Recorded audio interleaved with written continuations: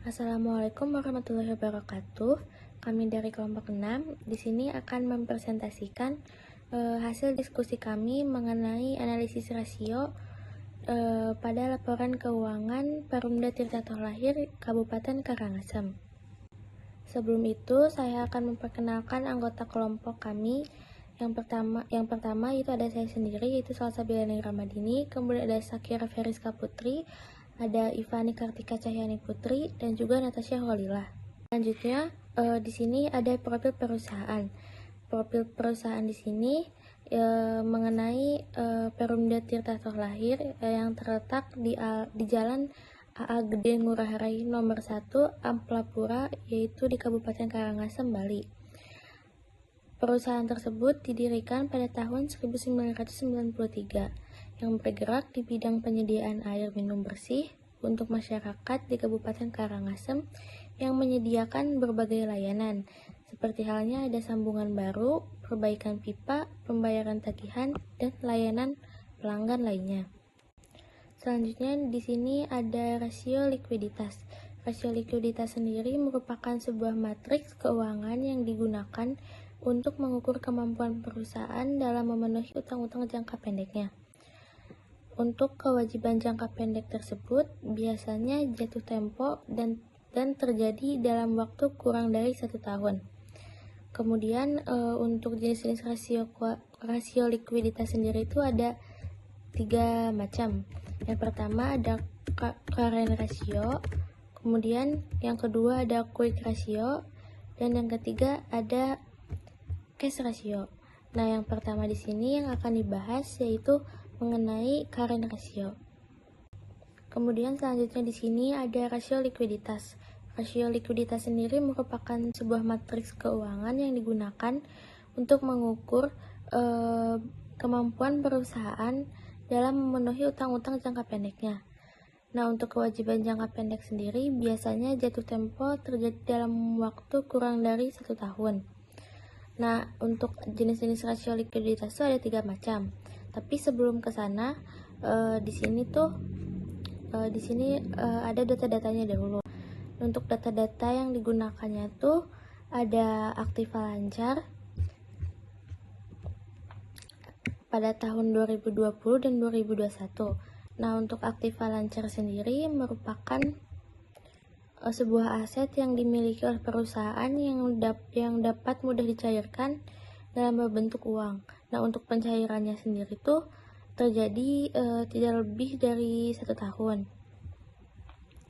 Nah, kemudian di sini ada utang lancar pada tahun 2020 dan 2021. Untuk utang lancar sendiri tuh merupakan kewajiban keuangan yang harus dilunasi dalam waktu kurang dari 1 tahun. Kemudian di sini ada persediaan dan juga kas. Kemudian di sini ada metode penilaian rasio yang kedua, yaitu quick ratio, di mana quick ratio ini juga menjadi salah satu rasio yang bisa menghitung seberapa mampu perusahaan untuk memenuhi kewajiban lancarnya. Nah, di sini untuk rumus quick ratio dapat dilihat pada slide bahwa rumus quick ratio yaitu nilai aktiva lancar perusahaan dikurangi persediaan atau inventory dibagi dengan utang lancar. Nah, seperti data yang telah dijelaskan pada slide sebelumnya, didapatkan nilai quick ratio pada tahun 2020 yaitu sebesar 13,81, atau jika dijadikan persentase yaitu sebesar 1.382%, dan pada tahun 2021 mendapatkan nilai quick ratio sebesar 30,98 atau 3.098%. Dan ini yang artinya pada tahun 2020 yaitu bisa dikatakan 138,2 kali, dan pada tahun 2021 itu 309,8 kali. Dan ini dapat dilihat bahwa dari tahun 2020 ke tahun 2021 tingkat kemampuan perusahaan untuk memenuhi kewajibannya itu semakin tinggi, yaitu ada selisih persentase yaitu sebesar 1.716%. Nah, jadi dapat dikatakan bahwa pada tahun 2020 ke tahun 2021 ini perusahaan ini mengalami kenaikan rasio likuiditasnya. Selanjutnya yaitu ada cash ratio, di mana cash ratio ini menggunakan pembagian antara kas dengan utang lancar. Jadi ada perbandingan antara kas yang dimiliki perusahaan dengan utang lancarnya. Nah, di sini didapatkan cash ratio pada tahun 2020 yaitu sebesar 5,64 atau 564% dan pada tahun 2021 yaitu sebesar 14,72 atau senilai 1472%. Jadi dapat dikatakan bahwa pada tahun 2020 ke tahun 2021 ini mengalami kenaikan yang cukup signifikan, bahkan hampir 3 kali lipat. Nah, jadi yang artinya nilai rasio likuiditas perusahaan menggunakan cash ratio ini terjadi kenaikan pada tahun 2020 ke tahun 2021 sama seperti metode rasio yang lainnya. Jadi di sini untuk analisis sebenarnya semakin tinggi likuiditas itu semakin baik bagi perusahaan. Namun jika nilai rasio likuiditas itu terlalu tinggi, dapat diartikan bahwa perusahaan itu terlalu banyak menyimpan aset atau nilai aktiva, yang artinya yang seharusnya nilai aktiva tersebut dapat dibuat untuk menambah profit bagi perusahaan, namun perusahaan ini terlalu banyak menyimpan asetnya. Oleh karena itu saran yang kami lakukan, karena dari hasil tahun 2020 ke 2021 itu sangat meningkat pesat nilai rasio likuiditasnya, mungkin yang aset itu harusnya dioptimalkan, mungkin dengan cara di sini seperti pada slide yang dijelaskan, yaitu yang pertama mungkin ada investasi dalam pengembangan dan perbaikan infrastruktur jaringan distribusi air. Contohnya kita mengganti pipa-pipa yang tua dan bocor, meningkatkan kapasitas reservoir dan lain-lainnya. Kemudian juga jika ada utang atau kewajiban jangka panjangnya, gunakan dana untuk melunasi beban tersebut sehingga akan mengurangi beban bunga dan memperkuat posisi keuangan perusahaan. Kemudian mungkin bisa juga dengan melakukan investasi dalam teknologi pengolahan air yang lebih efisien dan ramah lingkungan. Jadi mungkin aset-aset yang dimiliki perusahaan tersebut harus lebih dioptimalkan, karena jika dilihat dari rasionya itu terlihat sangat meningkat pesat, dan itu bukan berarti sangat baik. Nilai rasio likuiditas yang terlalu tinggi itu juga tidak baik bagi perusahaan. Di sini saya akan menjelaskan tentang rasio aktivitas. Rasio aktivitas digunakan untuk mengukur efisiensi perusahaan dalam menggunakan asetnya untuk menghasilkan pendapatan. Rasio ini tuh menunjukkan seberapa baik perusahaan mengelola asetnya untuk menghasilkan laba. Sebelum masuk ke perhitungan rasio aktivitas, terdapat beberapa data yang digunakan untuk melakukan perhitungan jenis-jenis rasio aktivitas. Data-data keuangannya antara lain data penjualan, kemudian piutang, kemudian harga pokok produksi, kemudian persediaan atau inventory, kemudian modal kerja, total aktiva tetap, dan total aktiva. Beberapa jenis rasio yang digunakan. Yang pertama ada perputaran piutang atau receivable turnover. Receivable turnover itu seberapa cepat perusahaan dapat mengubah penjualan kredit menjadi kas. Receivable turnover dihitung dengan rumus penjualan dibagi dengan piutang. Receivable turnover yang pertama pada periode 1 tahun 2020 diperoleh 7,7. Kemudian receivable turnover yang kedua periode 2 yaitu tahun 2021 diperoleh 8,02. Kemudian selanjutnya ada inventory turnover atau ITO. ITO digunakan untuk mengukur seberapa cepat perusahaan dapat menjual persediaannya dengan menggunakan rumus harga pokok produksi dibagi dengan persediaan.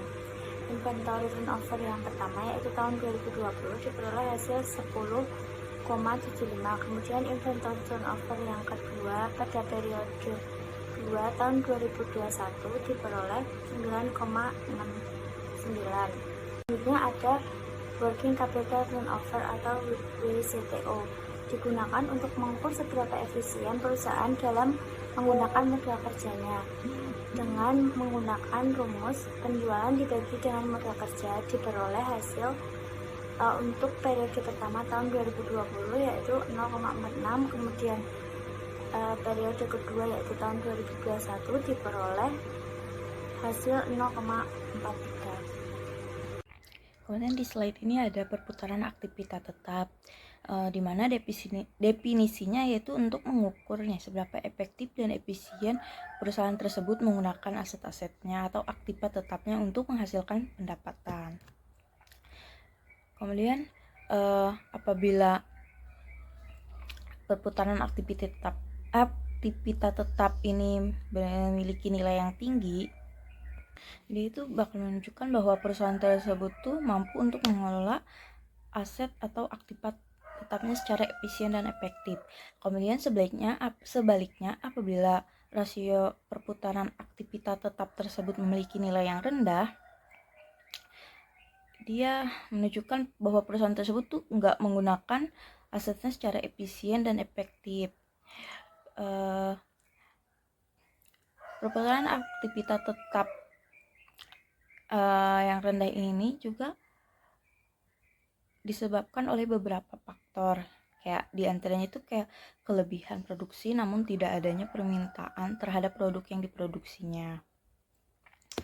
Kemudian pada slide ini didapatkan hasil bahwa untuk tahun 2020 dan 2021 itu sebesar 0,67, di mana rumusnya itu penjualan dibagi total aktivitas tetap. Slide selanjutnya yaitu di sini ada atau Asset Turnover Ratio atau ATR, juga bisa disingkat sebagai ATR. Definisinya yaitu rasio akuntansi yang mengukur kemampuan bisnis perusahaan menggunakan asetnya dalam menghasilkan pendapatan. Jadi kalau semakin tinggi atau ini, maka semakin efisien pula perusahaan dalam mencetak uang dari hasil pemanfaatan asetnya. Apabila dia memiliki nilai yang rendah, maka perputaran aset tersebut dinilai tidak efisien dan tidak baik pula buah perusahaan dalam memanfaatkan asetnya yang berhubungan dengan pemasukan perusahaan, sama seperti pato sebelumnya atau perputaran aktivitas tetap. Nah, di sini rumus dari ATO sendiri yaitu penjualan dibagi total aktiva, di mana pada tahun 2020 ATO-nya mendapatkan 0,43 dan pada tahun 2021 ATO di perusahaan ini tuh memiliki nilai 0,41. Kemudian di slide ini yaitu metode average collection period atau juga periode penagihan rata-rata, ialah suatu pengukuran yang menunjukkan berapa banyaknya waktu yang diperlukan oleh sebuah perusahaan untuk merealisasikan penjualan kreditnya.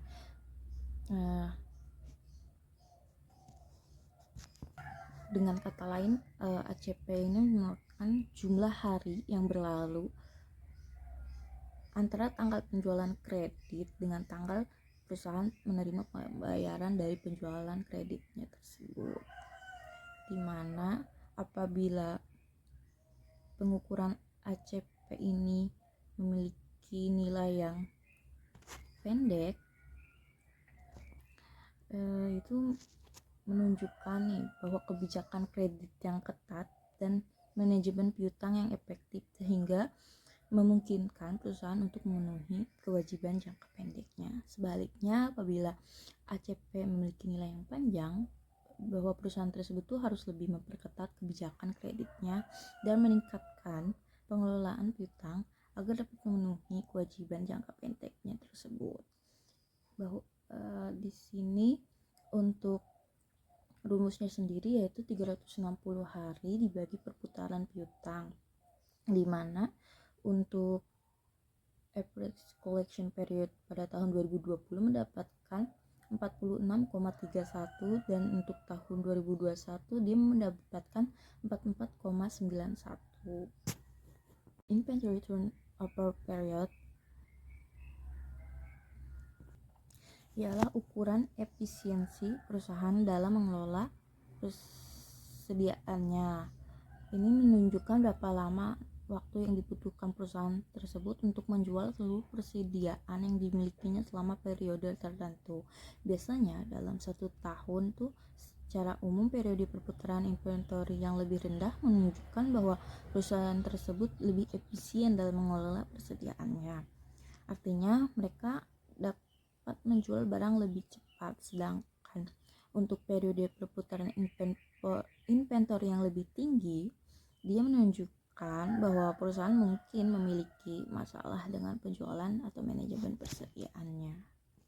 Kemudian rumusnya sendiri yaitu 360 hari dibagi inventory turnover atau disingkat menjadi ITO. Untuk tahun 2020 sendiri hasilnya sebanyak 33,49, sedangkan untuk tahun 2021 dia mendapatkan 37,16.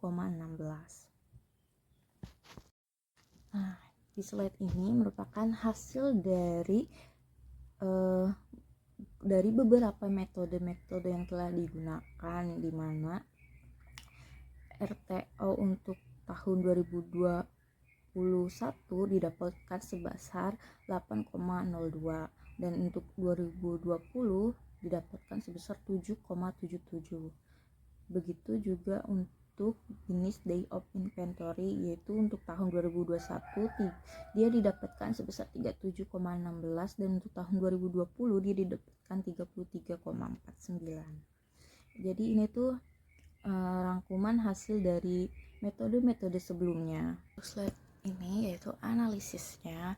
Dinyatakan bahwa ATO, ITO, dan WCTO pada perusahaan tersebut itu menandakan kurang efisien dalam memanfaatkan aset serta aktivitas penjualannya, di mana nilai